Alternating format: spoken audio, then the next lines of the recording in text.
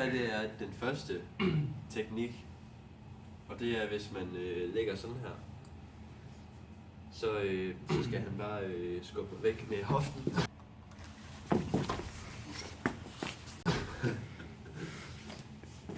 Og så skal han bare oven på mig. Og så skal han bare slå mig altså noget. Okay. Det her det er den anden teknik. Og det er, hvis man bliver grebet eller angrebet bagfra. Så hvis man nu bliver taget sådan her, så offeret han tager bare benet. Okay, det her det er den tredje teknik. Og det er, hvis man bliver kvalt, mens man ligger ned i den her stilling. Og så skal offeret, han skal folde sine hænder, og så skal han op igennem mine arme.